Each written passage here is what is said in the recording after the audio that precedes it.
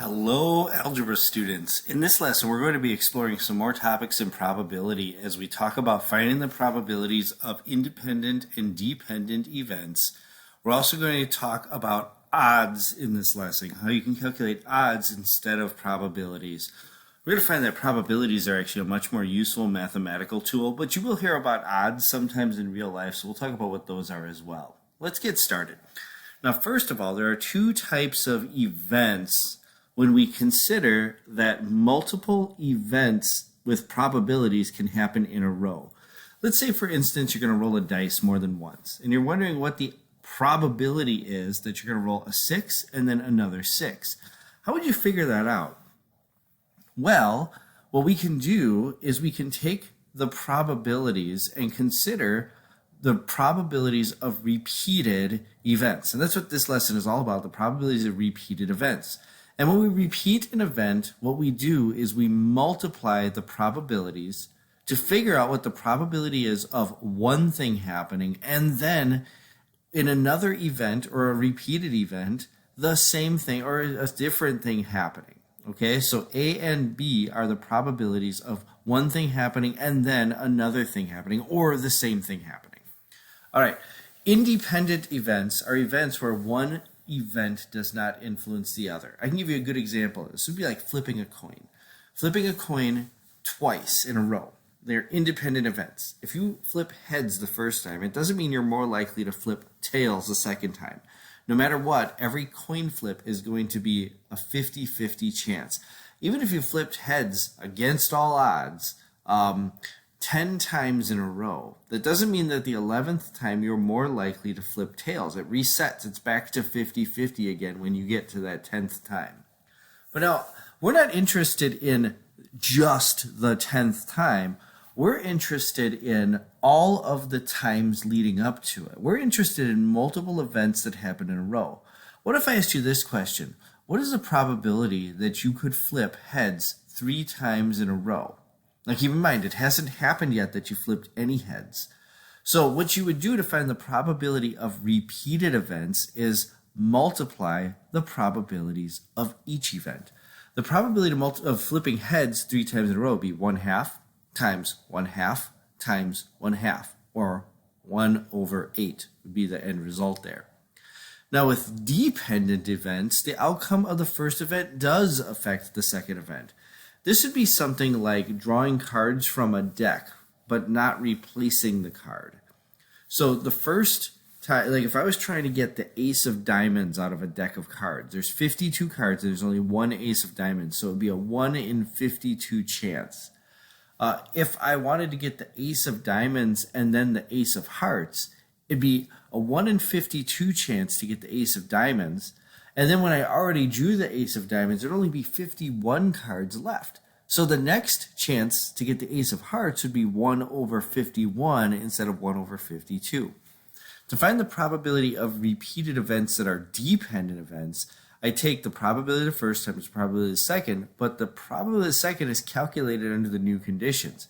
Usually at least one item is removed from the set, so I'm going to be dividing by a smaller number the second time. Like if you take a card out of a deck, the second time you'd be dividing by 51. Let's think of another example. What if I have 4 red balls and 6 yellow balls in a bag for a total of 10 balls? What are the odds that I'm going to draw 2 red balls in a row? If I have 4 red balls out of 10, that's 4 out of 10 is my first probability. I'm not going to put it back in the bag. I'm going to draw another one.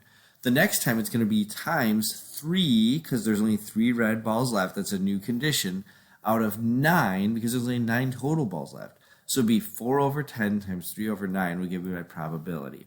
All right, we'll talk about odds in a second. Let's go ahead and start working the practice problem until we get down to odds, and we'll quickly talk about what odds are. A card is chosen from a deck of cards replaced, and then a second card is chosen. Okay, so I'm replacing a card before I choose a second card. Is that an independent or a dependent event? Well, because I'm replacing it, and because the second time I choose a card, it's going to be back to a 1 in 52 chance, whatever card I'm going to get. These are independent events. They're independent because the second time the event happens, the probability is the same as the first time the event happens. They don't impact each other. A marble is drawn from a bag, kept, and then a second marble is drawn. Well, now, because I'm drawing one marble out, I'm going to be dividing by a smaller number the second time. The odds are changing because of the first event. These are dependent events. All right, letter C. A coin is flipped, and a number cube is rolled at the same time. I'm flipping a coin, I'm rolling a number cube. We're going to take a look at this example a little more in depth in just a moment. So the coin flip and the number roll, they do not impact each other. If I flip heads, it doesn't make it more likely I'm going to roll a 3, for instance. So these are independent events. And then lastly, a spinner is spun and the result is recorded. Then the spinner is spun a second time.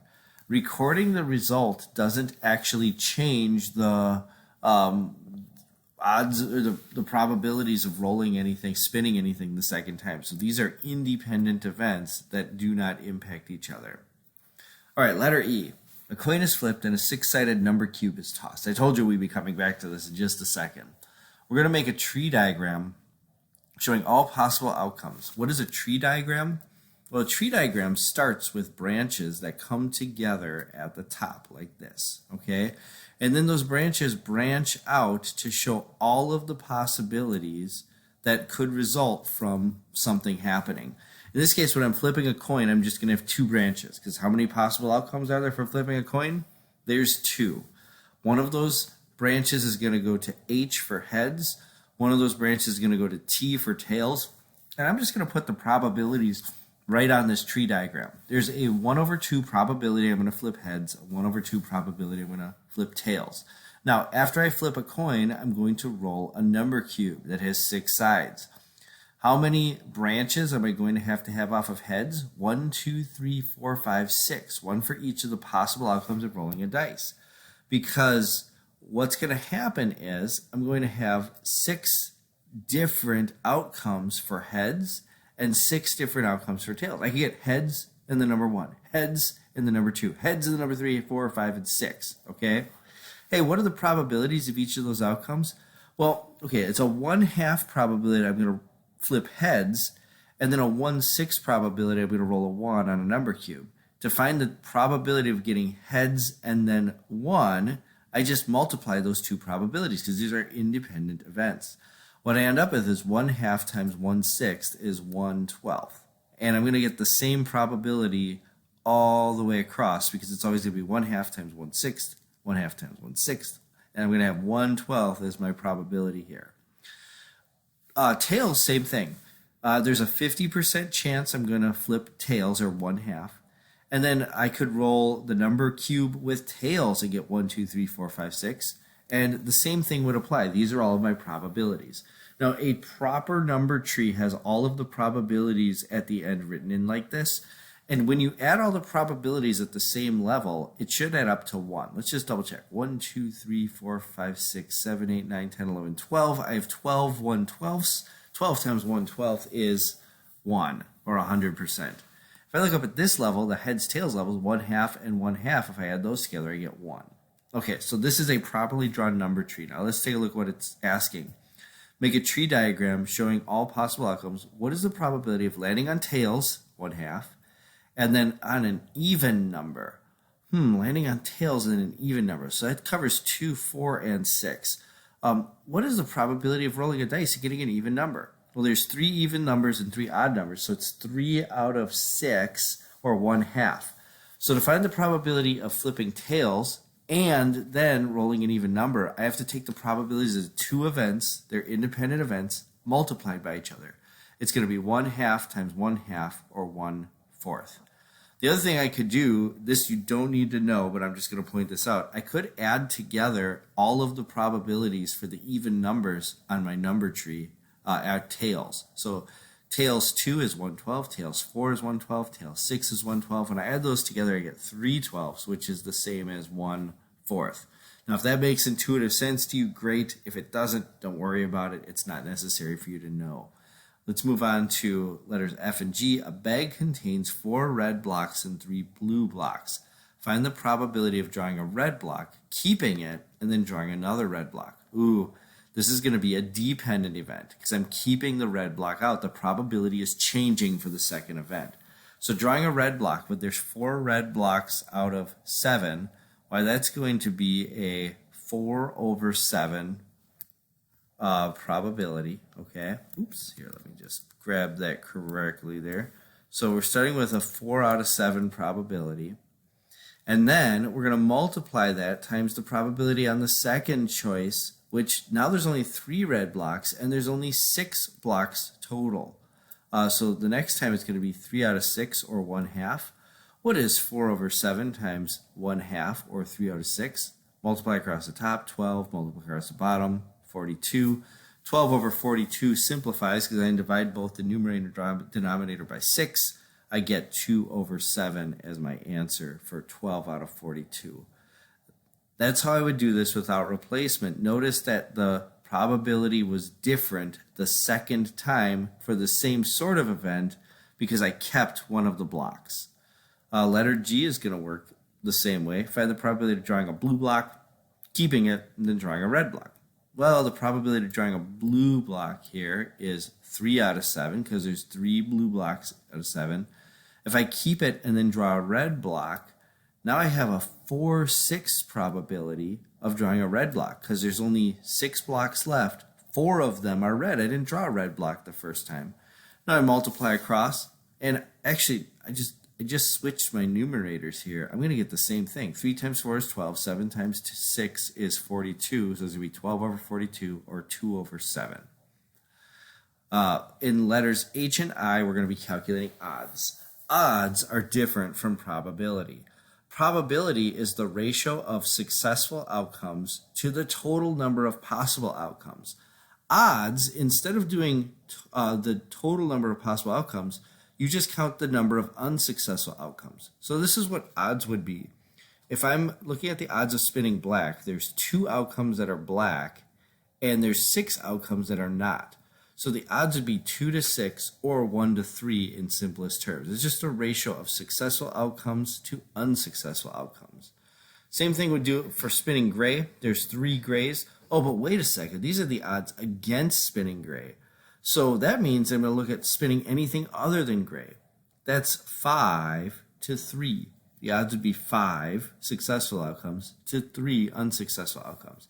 The probability would have been 5 over 8. But odds, remember, are not total outcomes on the bottom. I'm comparing to the number of unsuccessful outcomes.